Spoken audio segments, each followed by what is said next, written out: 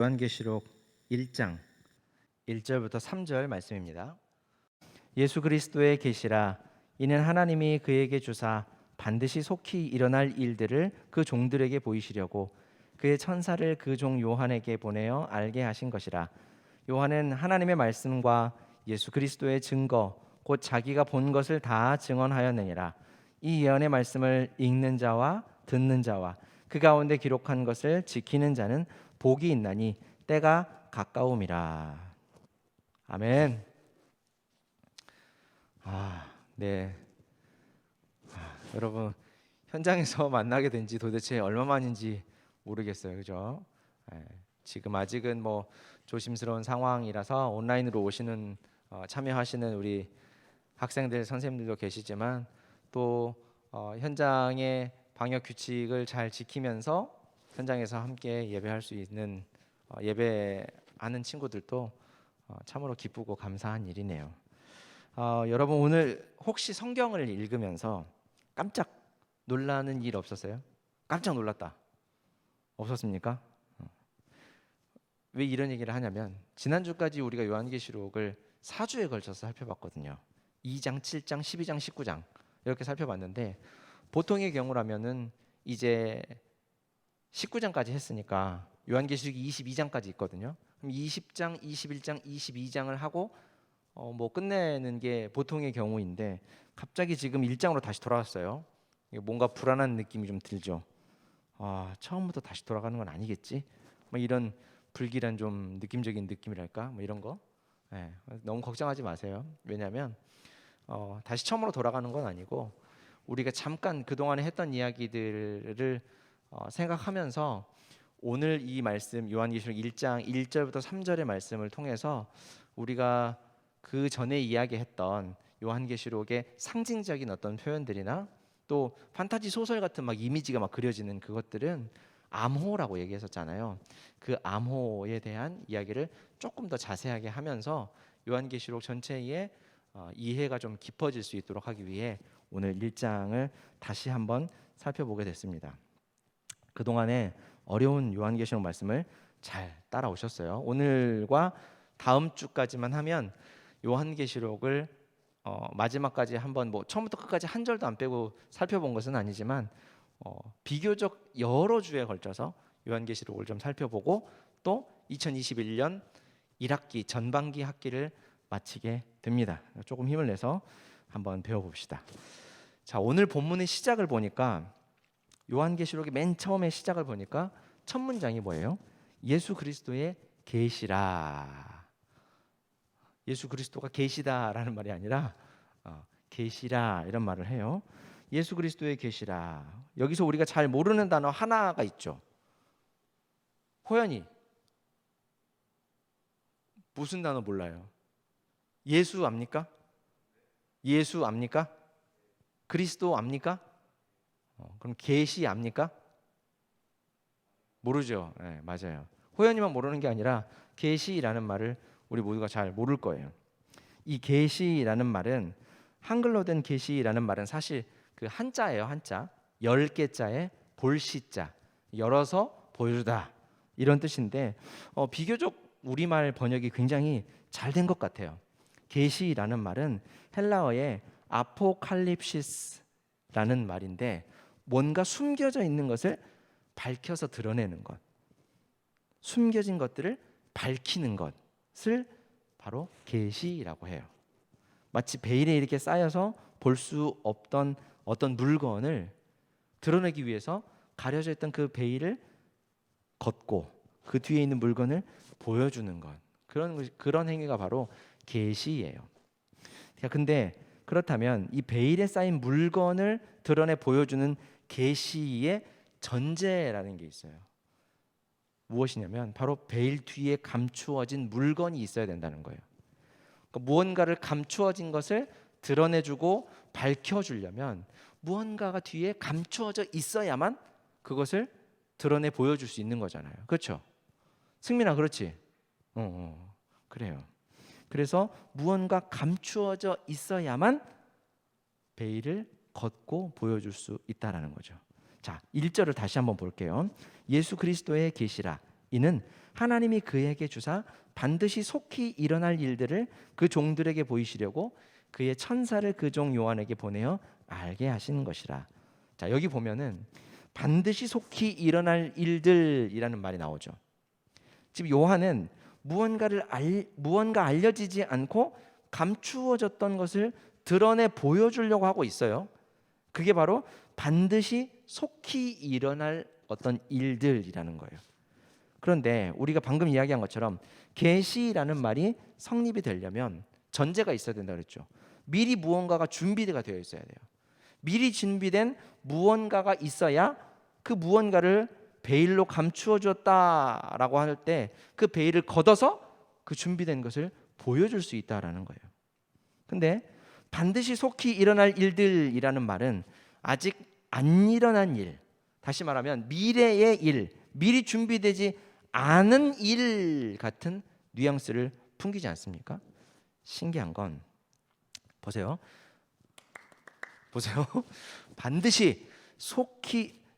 근데 혹시 여기 그 현장에 참여한 친구들 중에 나 여기 앞에다 놓고 유튜브 보고 있는 친구는 없죠? 그러니까 유튜브로 다른 걸 본다는 게 아니라 유튜브로 지금 습관이 돼갖고 유튜브 온라인 예배 드리고 있는 친구는 없죠? 승민아 왜 웃어? 근데 유튜브를 틀어놓고 있으면 싱크가 안 맞아요. 내 목소리가 빨리 나오거든. 그러니까 여기 보세요. 자, 그러니까 너무 오래 그 온라인으로만 하다 보니까 이런 부작용이 있네. 그렇죠? 자, 어디까지 했어? 우리가 그 반드시 속히 일어날 일들이라는 말이 미래적인 일 같아 보이잖아요. 아직 안 일어난 일 같은 느낌인데 사실 계시라고 하는 것은 이미 준비된 일을 드러내 보여주는 것이 계시라고 얘기했었잖아요. 그러니까 이게 약간 좀 모순 같죠. 준비가 되어 있어야 되는데 그래야 보여줄 수 있는데 될 일, 앞으로 될 일이라는 말은 아직 안 일어난 일 같다. 자, 그래서 우리가 성경을 한 구절 찾아보려고 합니다. 다니엘서 2장 28절 말씀인데 아마 화면에 나올 거예요. 여기 보세요. 찾을 수 있는 친구들은 금방 찾아보시고 다니엘서 2장 28절 말씀. 안 보여줍니까? 네, 자막엔 넣었고 현장은 홀대하는 건가요? 네, 여러분 혹시 스마트폰으로 성경 찾을 수 있으면 구약 성경 다니엘서 단이라고 되어 있을 거예요. 다니엘서 2장 28절 말씀이에요. 한번 찾아보세요. 구약 성경 다니엘서 2장 28절 말씀. 구약 단이라고 되어 있어요. 단 하면 좀 찔리는 말이 있어요. 나는 짧을 다니엘서 2장 28절 말씀. 다니엘서 2장 28절 말씀 다 찾았습니까? 네, 읽어볼게요. 오직 은밀한 것을 나타내실 이는 하늘에 계신 하나님이시라. 그가 느부갓네살 왕에게 후일에 될 일을 알게 하셨나이다. 왕의 꿈 곧 왕이 침상에서 머릿속으로 받은 환상은 이러하니이다. 자, 보세요. 우리말 성경으로 봤을 때는 잘 구분이 안 되지만 원어로 보면 아주 놀라운 사실이 숨겨 있어요. 원래 구약 성경을 기록한 원어는 뭐예요? 상준이 혹시 기억하고 있니? 구약 성경. 그렇지. 히브리어하고 아람어를 조금 사용해서 구약 성경을 썼어요. 그런데 히브리어하고 아람어를 모르는, 그래서 헬라어만 알고 있는 그 유대의 다음 세대들이 있어서 그들을 위해서 구약 성경을 읽히려고 헬라어로 구약 성경을 번역한 성경이 있어요. 그 성경을 가리켜서 셉투아진트라고 얘기하는데 그 성경 번역을 보면 요한계시록 1장에 반드시 속히 될 일이라는 말과 다니엘서 2장 28절에 후일에 될 일, 다니엘서에 있죠? 후일에 될 일이라는 말은 속히라는 말을 한 단어만 빼고는 완전히 똑같아요. 하레이 게네스다이 라는 말로 단어의 진짜 그 흔히 표현하는 1.1획도 다르지 않고 똑같아요. 똑같은 말이에요. 그럼 다니엘이 말한 후일에 될 일은 무엇이었을까? 자, 보세요. 바벨론의 왕 느부갓네살이라는 사람이 있었어요. 그 사람은 하나님께서 어느 날 갑자기 그 사람에게 꿈을 꾸게 하셨어요. 그 꿈으로 어떤 일을 보여주셨어요. 근데 느부갓네살 왕은 꿈의 의미를 알지 못했습니다. 그래서 다니엘이 그 꿈의 의미를 가르쳐 주게 돼요. 뭐 중간에 긴 이야기들은 그냥 넘어갑시다. 설명할 수 없으니까. 다니엘이 하나님께서 왕에게 주신 꿈을 계시해 준 거예요. 꿈의 내용을 간단히 설명하면 크고 튼튼한 신상이 하나 꿈에 나타나요. 그런데 그 신상을 향해 큰 돌 하나가 날아와서 부딪히고 크고 튼튼해 보이던 그 신상, 절대 무너질 것 같지 않았던 그 신상이 단번에 돌에 맞아 무너져 버립니다. 그리고 그 돌은 그 자리에 세워져서 갈수록 커져서 온 세상을 뒤덮을 만큼 큰 돌이 되었다고 해요. 그게 꿈의 내용이에요.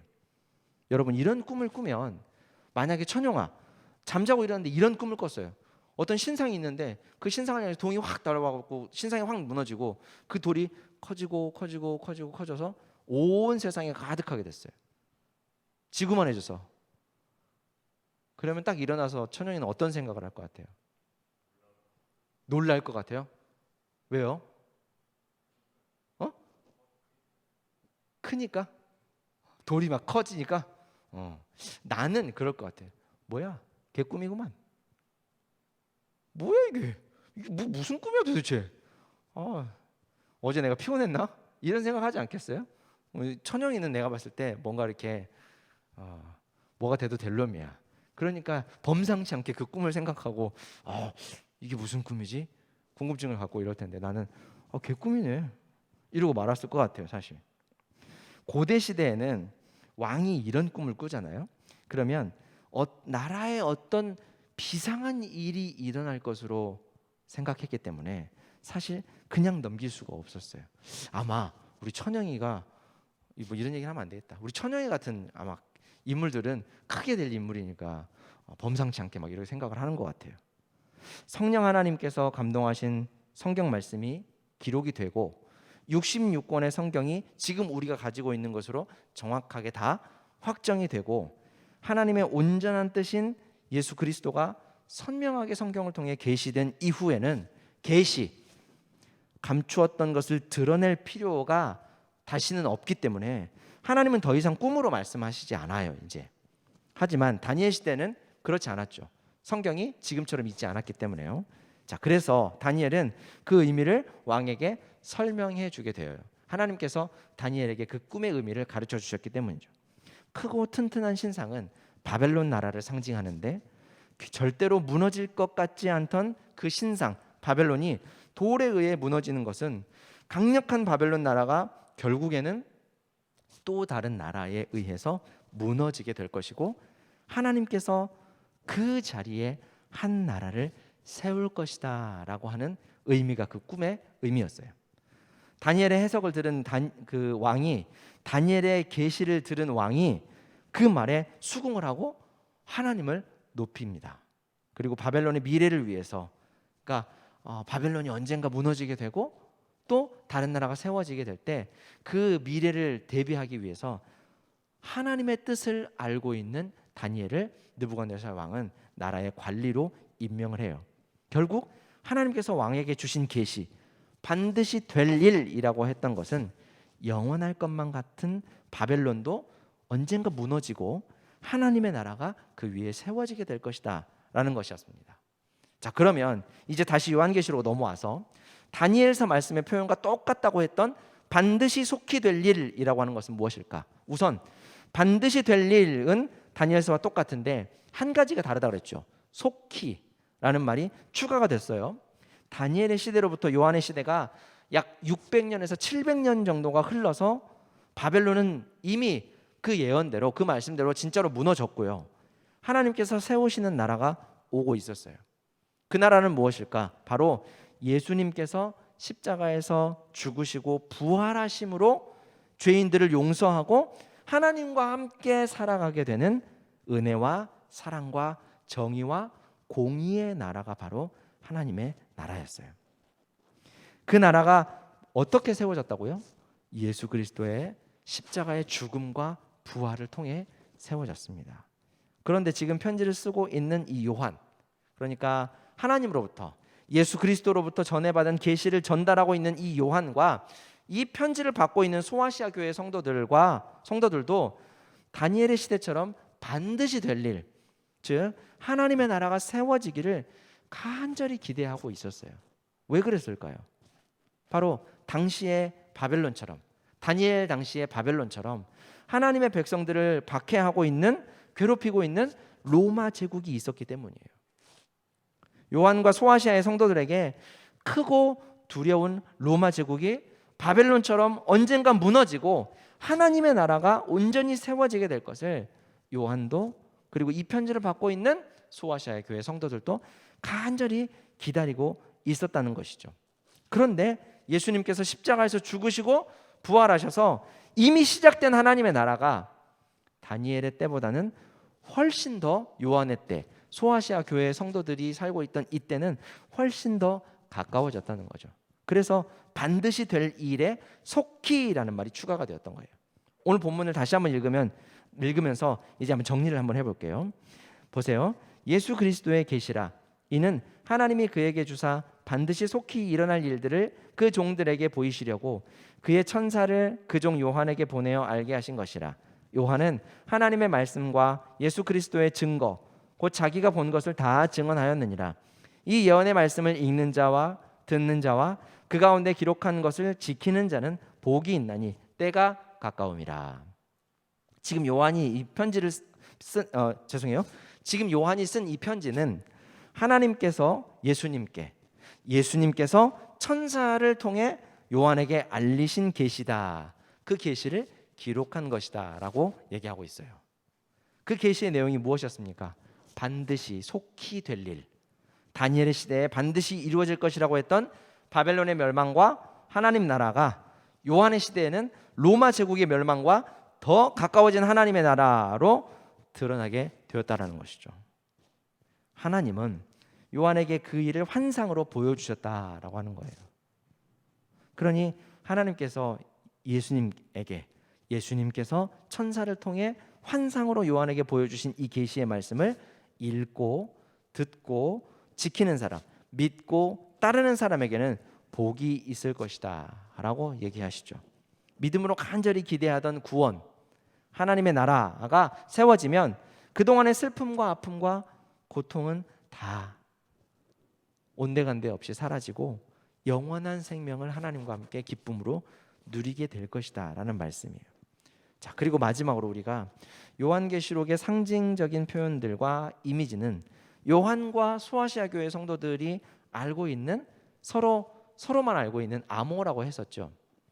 그것은 이 요한계시록이라는 글이 편지라고 하는 것을 명심할 때 더 잘 알 수가 있어요. 우리는 요한계시록을 성경의 마지막 책으로, 그리고 그 내용이 22장까지나 되니까 굉장히 긴 책이니까 편지라고 하는 것을 가끔 놓치고 있을 때가 있거든요. 근데 요한은 분명히 이 계시의 말씀을 소아시아 교회 성도들에게 편지로 써서 보내줬어요. 만약에 신천지 이단처럼 요한계시록을 잘못 해석하는 사람들, 그러니까 이 편지를 쓸 당시에 일어나지 않은 일들에 대해서 마치 우리가 아는 노스트라다무스의 예언서처럼 이 요한계시록의 성경을 읽으면, 그러면서 현대의 어떤 일들과 직접 이렇게 대입해가지고 바벨론은 지금은 어떤 나라고 이런 등등으로 해석을 한다면, 가끔 우리 어디죠? 광화문 같은 데 나가면 그런 사람들 있잖아요. 666 이렇게 써놓고 666 표시를 받으면 지옥에 갑니다. 베리칩을 사람 몸에 인식하면 다 지옥에 갑니다. 이런 이야기들을 하는 사람들이 있죠. 그런 사람들이에요. 그렇게 해석을 한다면 요한은 자신이 알지도 못하는 일을 편지에다 써놓고, 왜냐하면 666이나 베리칩이나 이런 거는 우리도 아직 보지 못했는데 요한이 어떻게 볼 수가 있어요, 그렇죠? 그러니까 요한은 자기도 알지 못하는 걸 편지에다 받아 적고 보내고, 또 편지를 받는 소아시아의 성도들도 받은 편지의 내용이 도대체 무슨 말인지 전혀 알지 못했다라고 한다면, 요한계시록을 읽으면서 그들에게 어떤 유익이 있고 어떤 위로가 되고 어떤 믿음의 담력을 얻을 수가 있겠느냐 말이에요. 만약 요한계시록을 암호로 이미 알려진 일을 드러내 보여주는 계시로 읽지 않고 먼 미래의 일을 담은 글이라고만 한다면 요한과 소아시아의 성도들에게는 이 요한계시록이라고 하는 편지가 아무런 의미가 없는 종이 쓰레기에 불과한 것이 된다는 거죠. 자, 사랑하는 여러분, 다니엘의 시대, 요한의 시대에 계시된 일, 드러내 보여진 일, 하나님의 나라는 정말 계시된 대로 이루어져 왔고 이루어져 가고 있어요. 예수님께서 우리를 위해 죽으시고 부활하심으로 세워진 하나님의 나라 앞에 바벨론도 그렇게 강력했던 로마 제국도 속절없이 다 무너져 내렸습니다. 하지만 여전히 세계 곳곳에서 여러 나라와 권력 또 악한 세력들은 우리를 비롯한 하나님의 백성을 고통스럽게 하고는 해요. 그러나 요한계시록을 읽고 듣고 믿는 우리에게는 이들과 동일한 소망이 있습니다. 지금은 비록 하나님의 백성으로 사는 삶이 힘들고 고통스러울지라도 반드시 그리고 속히 하나님의 나라가 세워져 가고 있어서 온 세상이 온통 하나님의 은혜와 사랑과 정의와 공의로 가득하게 되면 우리는 기쁨으로 그 나라를 매일매일 살게 될 것이라는 거죠. 오늘도 그리고 새로운 한 주도 믿음으로 하나님의 나라를 기다리며 살아가는 우리 동산교회 중고등부 모두가 되기를 주님의 이름으로 축원합니다. 기도하겠습니다. 사랑과 은혜가 풍성하신 하나님 아버지, 우리에게 오늘도 좋은 날을 주셔서 또 하나님을 예배할 수 있도록 믿음을 주셔서 참으로 감사합니다. 오늘도 주 앞에 나와 하나님을 찬송하고 말씀을 듣고 기도하며 주님과 온전한 교제를 이루기를 원하여 주 앞에 엎드려 싸우니 하나님 우리를 받아주시고 우리에게 하나님의 은혜를 더 많이 알게 하여 주옵소서. 다니엘의 시대 또 요한의 시대 하나님을 간절히 기다렸던 하나님의 백성들의 그 기대를 저버리지 않고 우리 하나님께서 그들에게 계시하여 주셨던 일들, 하나님의 나라를 볼 수 있게 하여 주셨던 것들을 생각하며 우리도 오늘 하루의 삶을 또 우리에게 주어진 새로운 한 주의 삶을 믿음으로 하나님의 나라를 기다리며 살기를 소원하오니 우리에게 든든한 믿음을 허락하여 주옵소서. 코로나의 상황이 점점 나아지기를 간절히 원합니다. 현장에 함께 모두가 모여 예배하는 그 날이 속히 오기를 간절히 바랍니다.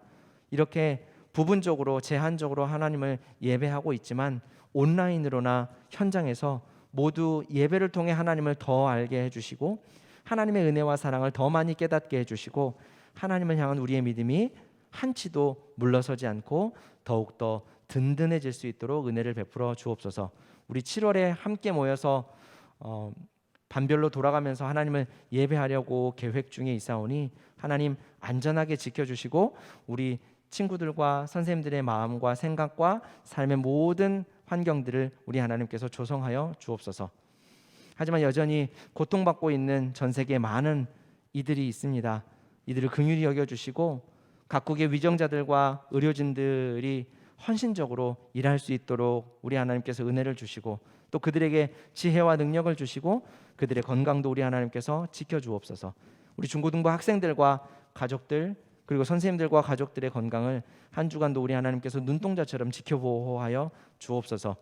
아직 현장 예배에 참여하지 못한 우리 중학교 1학년 학생들의 믿음을 지켜주시고 또 2학년, 3학년, 고등학교 1학년, 2학년 친구들도 우리 하나님께서 매일의 삶 가운데 믿음을 지켜주옵소서. 특별히 고3 우리 상준이와 예담이에게 지혜와 능력을 더하여 주시고 건강과 집중력을 허락해 주셔서 남은 기간 시험을 잘 준비할 수 있도록 또 좋은 결과를 통하여 하나님을 찬송하고 하나님을 영화롭게 할 수 있도록 우리 하나님께서 인도하여 주옵소서.